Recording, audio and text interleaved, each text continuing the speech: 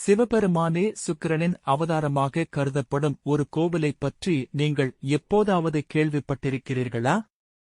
தமிழ்நாட்டில் உள்ள கஞ்சனூரில் இருக்கும் இந்த பழமையான கோவில் அதன் மர்மத்தின் காரணமாக மிகவும் சிறப்பு வாய்ந்ததாக கருதப்படுகிறது. இந்தக் கோவில் தமிழ்நாட்டின் தஞ்சாவூர் பகுதியில் உள்ள கும்பகோணத்திற்கு அருகிலுள்ள கஞ்சனூர் கிராமத்தில் அமைந்துள்ளது.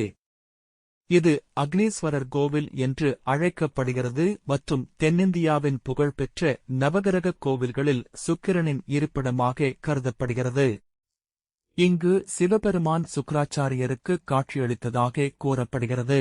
புராண நம்பிக்கையின்படி சுக்கிராச்சாரியர் சிவபெருமானின் சிறந்த பக்தராக இருந்தார். அவர் கடுமையான தவம் செய்து சிவபெருமானை மகிழ்வித்து அவரிடமிருந்து தெய்வீக ஞானத்தையும் சக்திகளையும் பெற்றார். இந்த காரணத்திற்காக கஞ்சனூர் சுக்கிரனுடன் தொடர்புபடுத்தப்படுகிறது.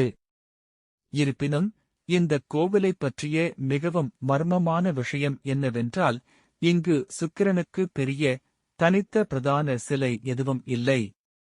அக்னீஸ்வரர் சிவலிங்கத்திலேயே சுக்கிரனின் வடிவம் இருப்பதாக நம்பப்படுகிறது.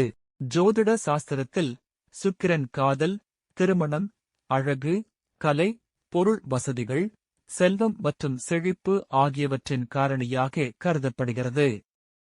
எனவே ஜாதகத்தில் சுக்கிரன் பலவீனமாக கருதப்படுபவர்கள் சிறப்பு வழிபாடு மற்றும் தரிசனத்திற்காக இங்கு வருகிறார்கள்.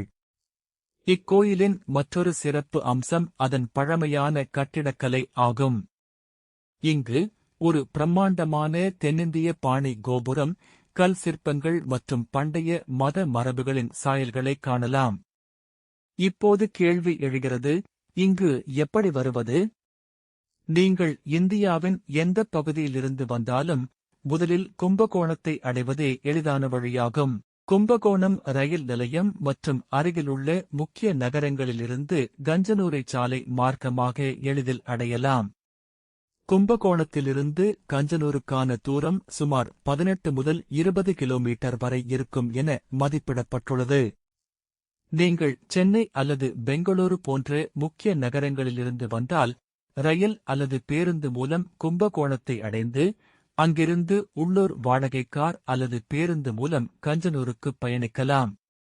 கோயிலுக்குச் செல்வதற்கு வெள்ளிக்கிழமை மிகவும் முக்கியமானதாக கருதப்படுகிறது.